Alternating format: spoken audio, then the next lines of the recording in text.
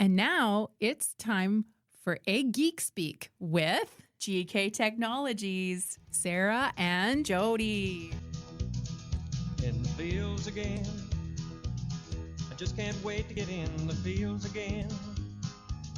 The life I love is spreading potash for my friends, and I can't wait to get in the fields again. No, I can't wait to get in the fields again. All right, Sarah, it's been another spring. And of course, with every spring, folks are putting out fertilizer, they are putting out variable rate seeding rates, and that means that there is a lot of questions for folks like you and I supporting ADMS. It is definitely time to recap the spring questions, Jodi. I think there's a lot of really good lessons from some of these common questions, and I think there are things we were asked multiple times, right? So there's no dumb questions here. It's just going over, hey, what were some of the common questions and how can we clear those up and learn from what we learned this spring? And of course, there's always some great stories to go along with it, right? Oh, absolutely. You guys are in for a treat. So I do want to say this is spring of 2025, and I think we had a pretty good spring. I mean, planting season went relatively well and started out drier. So, getting the crop in the ground, not so tough. I think the frost was pretty deep in a couple spots. So getting that frost to kind of come out and get it so the soil bed wasn't so spongy in some spots was a little bit of an issue. But parts of North Dakota got a rain in there. That helped bring the frost out in those areas. And it seemed like planting season was pretty fast and furious and just kind of went and got done. What did you see around the state, Jodi? Things went in the field very quickly. And I know I've mentioned this before already, but I think about like on my own farm, my dad had started planting wheat when it was like below 32, which is, he's always been known to plant early, but he said this is the first time he's ever done that. The beginning of April, and we finished up planting soybeans last Friday when it was almost 95 degrees. So it's been a quick spring. I mean, just thinking about how much the weather has changed, going from very cold to very warm so quickly, I feel that's very similar to how planting season went across the state. It was a little bit more, just quote unquote, like wet, spongy in the eastern part of the state, but when planters got rolling, they got rolling and things happened. They went, and it went fast. It was like, we're going to start.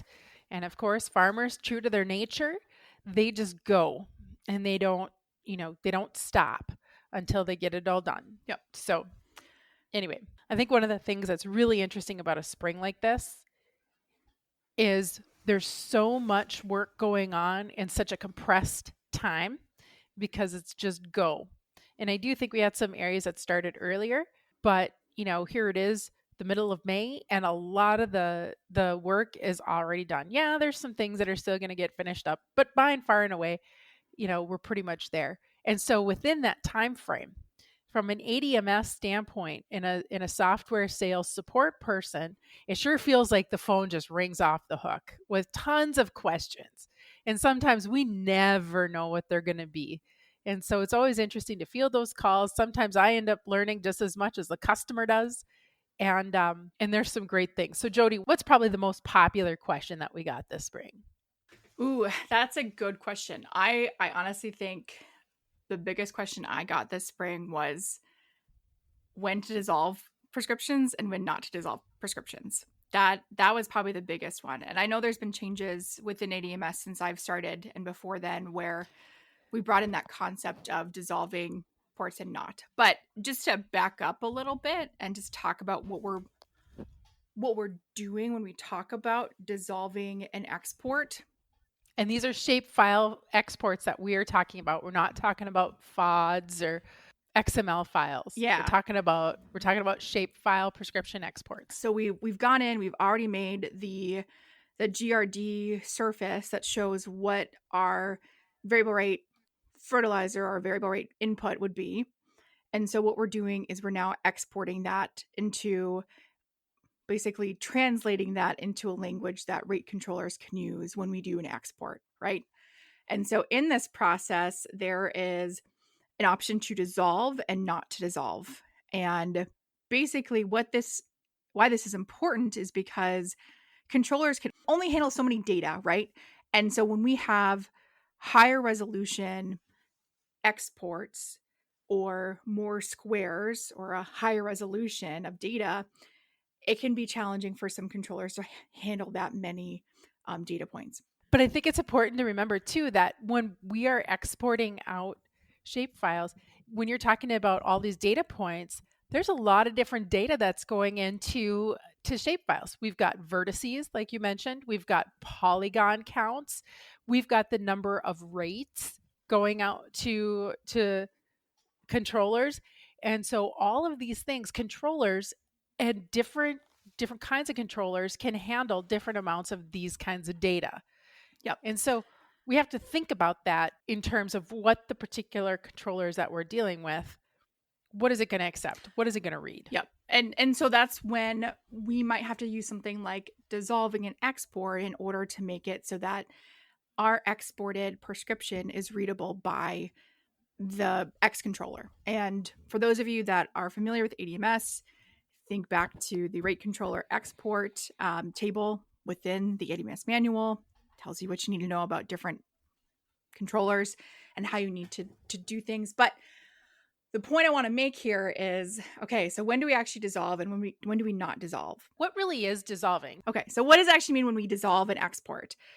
What it means is that we're going to take any sort of rate that's the same as another rate and combine it together, right? So say if we have a corn seeding rate export and we go from 25,000 to 32,000 seeds.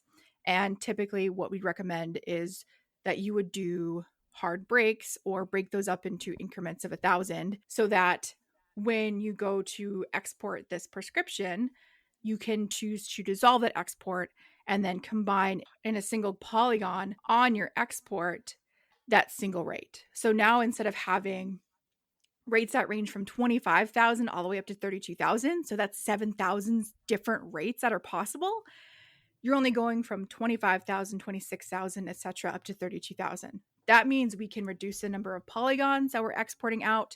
We're reducing the number of vertices, and we're reducing the complexity of that file that we're sending out to the controller. And so what dissolving an export does is just makes these exports, these prescriptions, a little bit more simple for controllers, and it makes it easier to handle. And so, Sarah, what I want to ask you about that is, what are the cases when we want to dissolve and when we don't want to dissolve? Like, how do you think about using that and not using that? Well, and I do think you kind of mentioned the concept of hard breaks in there. And I think it's really important to remember that if we're starting with a fully interpolated prescription, and that's what we are going to dissolve as the output, we actually have to group together those rates. And you mentioned that 1,000 increment. And so usually we're rounding to 1,000 seeds, for example, so that there's going to be a rate change every 1,000 seeds. Okay, so you're not going to have a rate at like 2,500. You're going to have a rate at 2,000, and you're going to have a rate at 3,000. There's not going to be one in the middle. And Sarah, can I ask you, like, when we interpolate, why do we get values that go in between 25,000 and 26,000? Like, how does interpolation interact with having all those different rates? I think that is a really great question, and actually something that's really important. And it also goes to another question that I get all the time in the spring of the year, and maybe you get this too, is why hard breaks and when? And honestly, going back to this dissolving conversation, because it all kind of circulates around and kind of like topples on top of each other. We are making a circle here. There is a point to this conversation. What happens is we want to be able to use hard breaks for things like dissolving. You need to have rates that can, and areas of the field that can be grouped together into one thing. That's the whole point of dissolving, is that you group together everything with that same number, and it becomes a polygon regardless of the geographic location within the field. So you can have disconnected polygons that are now seen as one polygon because the unifying identifier is that rate, which is really fun. But to get there, backing up to when are we using hard breaks and when are we interpolating and what is interpolating actually accomplishing? Okay, Well, let's back up and talk about zones here for a second. When we make a zone map based in productivity across the field, oftentimes we're taking actual images, satellite images, and we end up with varying, oftentimes NDVI values across the field, or values across the field, which are depicting that productivity. You could do this with yield maps if you wanted to, and you could see how the yield is constantly changing across the field. It's not the same. Basically, what we're doing when we make zones is we are grouping together areas of the field that act similarly to each other. We're using statistics, right? If you've ever even seen like test plot data from a cornfield, are these numbers significantly different or not? Just because they might be 1 or 2 bushels away, that might not be a significant difference, but there is a change in that area, right? What I hear is like, even though you've got 5 zones in a field, right? Not every part of that dark green zone or that dark red zone is going to act the same way. There's still variation within the different zone breaks that you've created. That's exactly what I'm talking about, Jodi, is that when we've got that zone, statistically, all those values within that one color of zone are statistically the same. That's why it's a zone. But within that, you probably still have a little bit of variability. And so when we have full interpolation on our map, we assign a rate into the dark green zone, the light green zone, the yellow zone, the orange, and the red.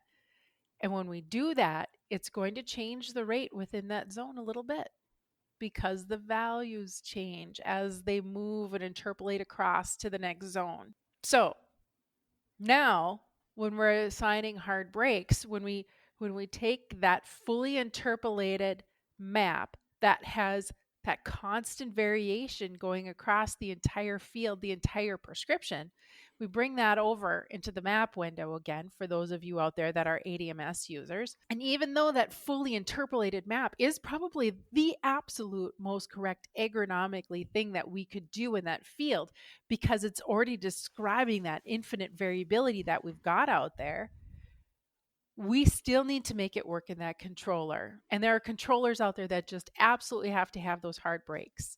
And so from here, once we could take a look at that picture, we could think about things in terms of, are we working with fertilizer? Are we working with seed?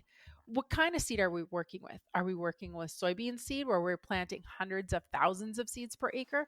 Or are we working with corn seed where we're planting, 20,000 seeds per acre? And what can we group together for increments that make sense? So generally speaking, I don't know how you do it, Jodi, but I'm kind of checking out 10,000 seeds for soybeans. That's kind of my round to increment that I've been using this year, especially on the air seeders. I've got some guys that are trying to manage iron chlorosis in soybeans. And so in those scenarios, we're really trying to push that population in those iron chlorotic areas and really push the populations. When you concentrate soybean seed together in areas prone to iron chlorosis, it can help extract iron from the soil. So I've got places out there where we are pushing the population up to 190. And even a couple places where I've got some guys that are still want to do 200,000, which is great for that. But then likewise, they still probably have some issues with white mold. And in those scenarios, we need to actually drive that population down so we can get airflow through the canopy. But we got to be careful with how low you're going to go. So that's the caveat that I'm putting out there for this podcast. You want to make sure that you're not going to limit your yield either. But this year I actually drove down some of those populations down to 100,000 seeds. So that's a pretty big difference, right? 100,000 up to 190. And so we were using 10,000 seeds on that. And if you think about what that means, if you use that increment from 100,000 up to 190, that means we really only have, 9, 10 rates out there in the field. That makes it, that number of rates is a lot easier to translate over.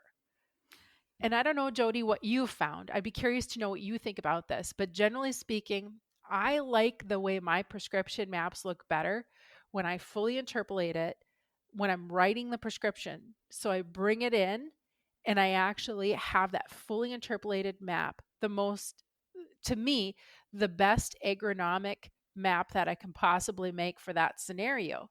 But then I like to round to increment after the fact. I think it keeps the agronomic integrity the best. But that's just what I think when I'm looking at the map. Jodi, what's your experiences with it? Yeah, no, I agree. And I think it depends on like how you build that map, right? Because there may be cases where like you can't necessarily interpolate, or say for instance, like when you are combining images and combining layers together, and that's how you're making your final map, interpolation makes a lot of sense and it absolutely works. And I'd say for most everybody out there, that's what you're going to end up with. And interpolation works fantastically. Like if you are modifying a map at the end and putting in a lot of different mod zones and kind of messing with the values that way, interpolation looks a little bit different on the back end. So that's my only caveat here. But no, I completely agree. I think the maps look best when you go into merge zone results, you put in the values of what you want your rates to be, interpolate the output, and then round to increment once it comes back out the other side. So you've got a field with 5 zones, and you didn't interpolate the output if you had 5 rates that you wanted for corn, again using the 25,000 to 32,000 population example. If you didn't interpolate the output, if you only had 25,000 to 32,000, you'd end up with 5 population values at the end too, without any of those gradations in between those zones that you'd get with interpolating your output. So I think it just in that way, you can get more precise by interpolating, and then also help to make it easier for planters to adjust the rate. And again, like stuff's always improving. I'm sure things will probably get easier for things to adjust, but having some gradation is very helpful for the mechanical side of getting things to flow and getting things to be at the right rate that you want them to be at the end. So yes, I agree with everything you just said, Sarah. Now, I do want to make note that there are some places where I am not a big fan of dissolving. And for sure, maybe it's too soon to even start that part of that conversation. But I think it's important to note that, again, when we're trying to export those data, we're trying to deal with translating different kinds of data, and certain controllers handle those different kinds of data better or worse. So, for example, the number of vertices, the number of polygons, the size of the file. You gotta go in and check and see how big that file size is. And so it's interesting because in the last year, when it comes to dissolving, if I haven't done especially a large enough round to increment on some fertilizer rates, I've been having some issues with some vipers out there actually taking some of those prescriptions because it's too many vertices.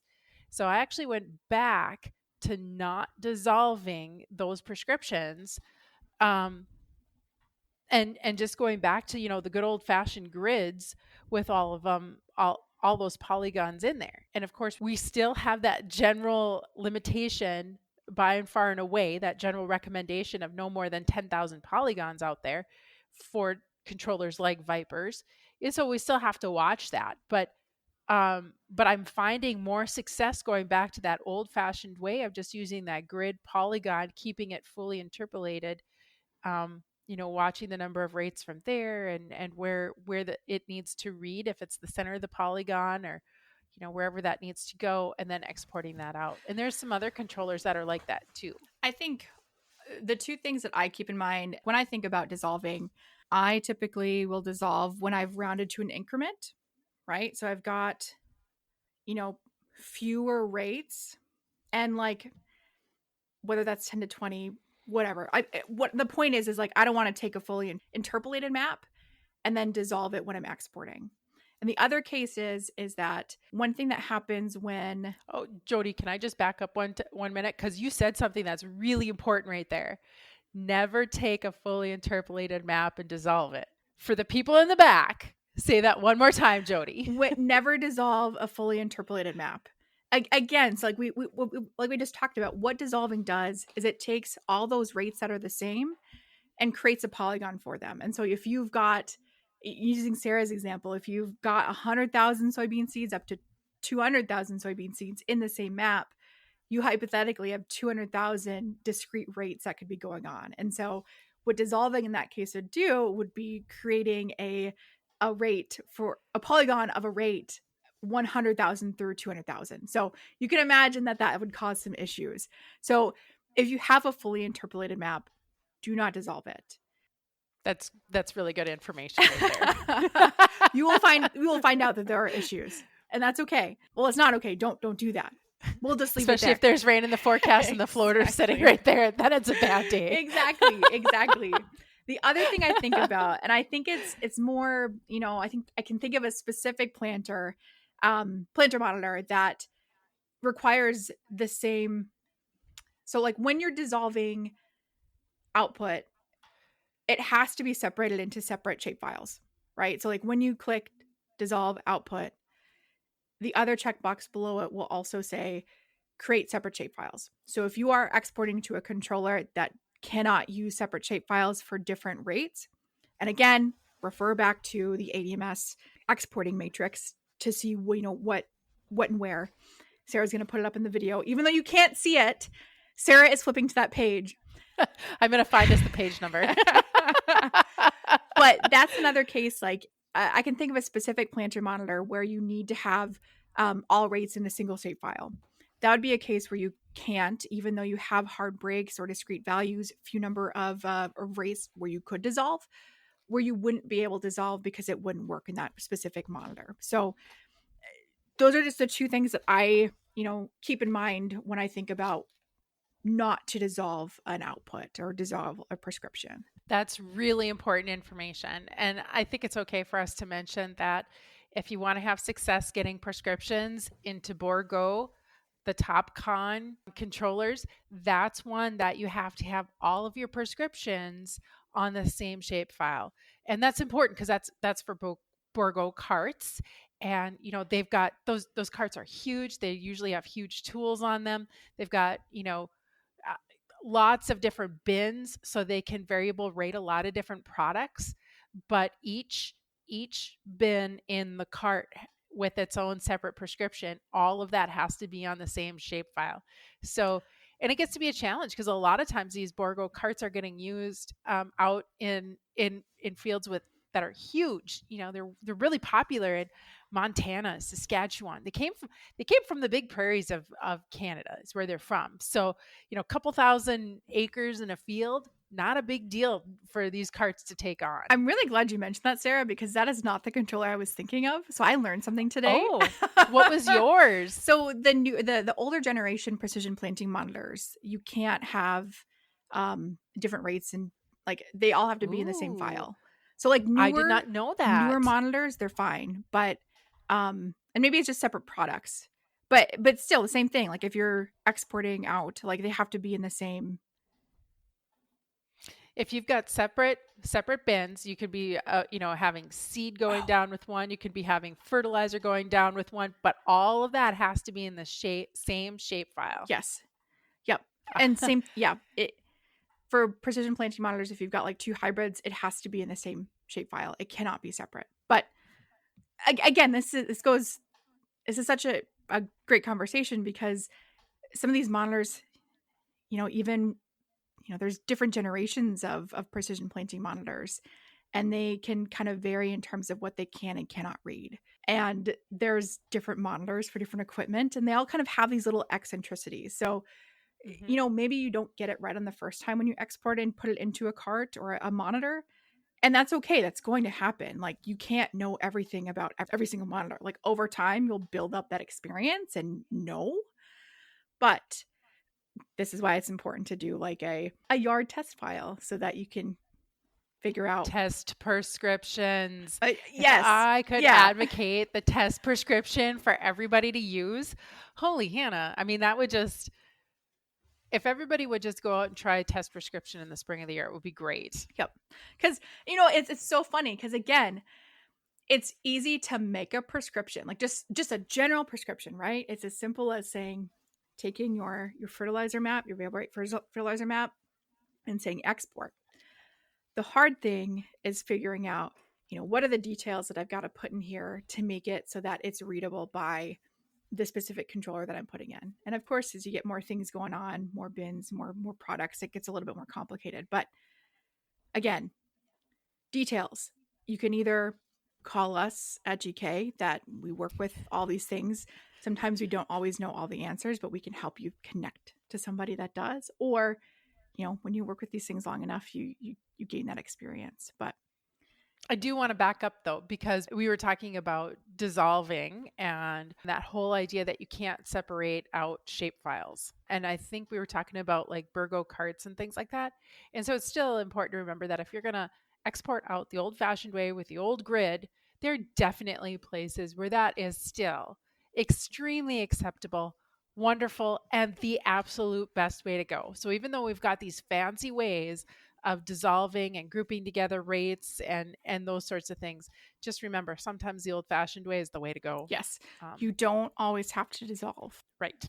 But you do need to make sure that you're keeping it under 10,000 polygons, generally speaking. And for those of you with some of those controllers that need like 1,500 polygons, like 1,500, then you will probably be dissolving rounding to increment. Just so you can get better detail. Absolutely, right? Because, when we export a prescription using the grids, we reduce, like if we're trying to get under 10,000 polygons, what we do is we increase the size of the polygon, right? So decrease the resolution, take out a little bit of detail, but we increase that polygon size until we're under that 1,500 polygon mark. And so you can imagine if you're going from 20,000 down to 1,500, you're going to have to increase that resolution a lot and lose a lot of detail in order to meet that 1,500 limit. And so, yeah, in that case, dissolving to an increment, making those hard breaks, and then dissolving the output when you export it is probably a really good thing just to preserve the integrity of the original prescription. Absolutely. Absolutely. That makes a lot of sense. Another question that I feel like I always get in the spring of the year is about enforcing max and min rates. Yes, I would love for you to talk about this, Sarah. Well, it's kind of a big deal, right? There's fertilizer applicators out there, and this is generally more of a fertilizer spreader issue than anything else, but it's one of those things you just got to be cognizant of the equipment's ability to apply low rates.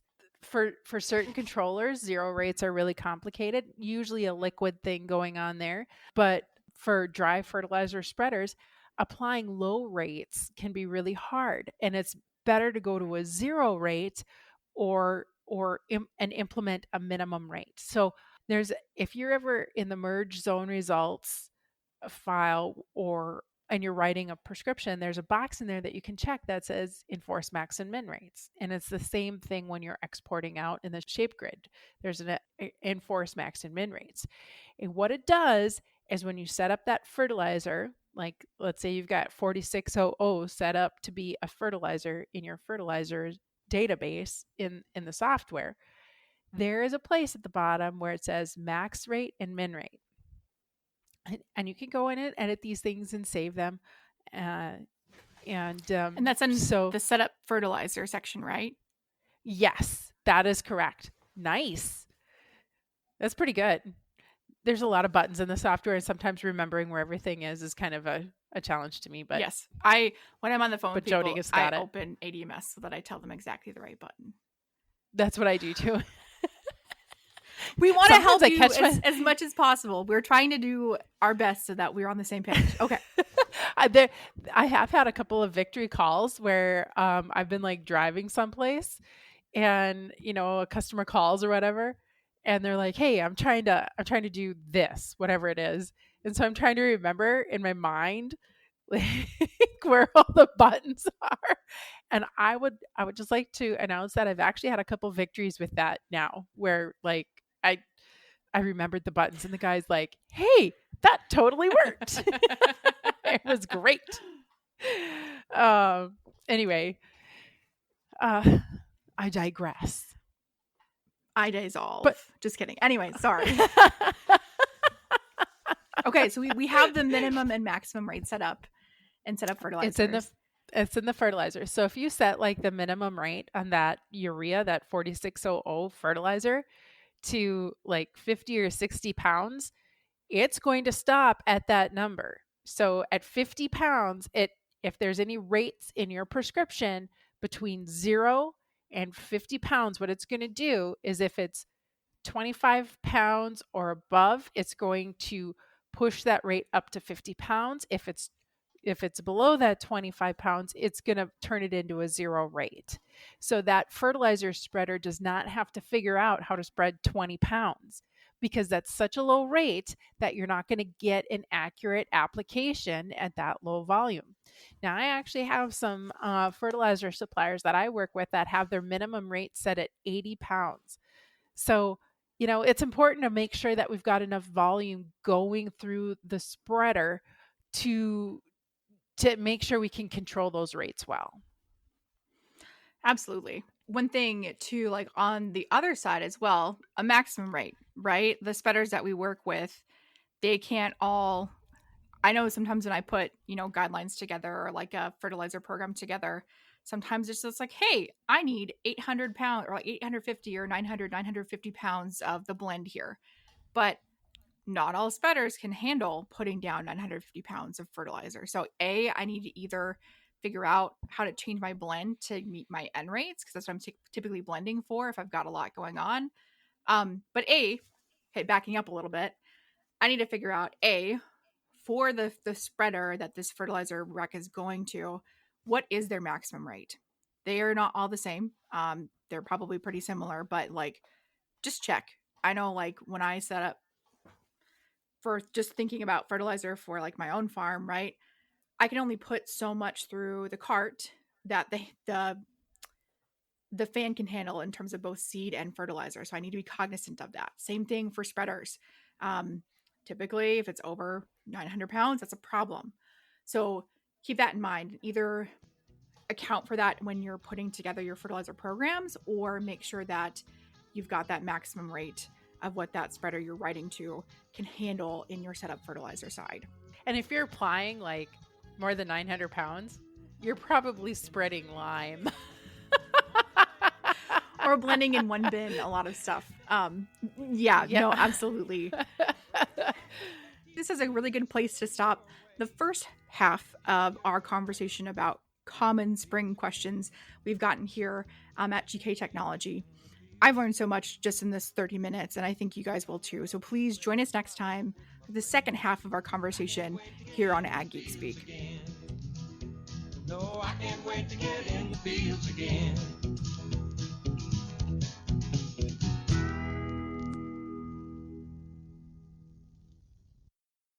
Let the geeks at GK Technology help you with your agricultural data. Their agronomists know agriculture. When it comes to creating soils and zone maps to maximize yields in your fields, you can trust the people with decades of experience in site-specific agriculture. Everyone at GK Technology has a background in agriculture, so they know what makes a farm run, and they speak your language. The geeks at GK Technology have a map and an app for that.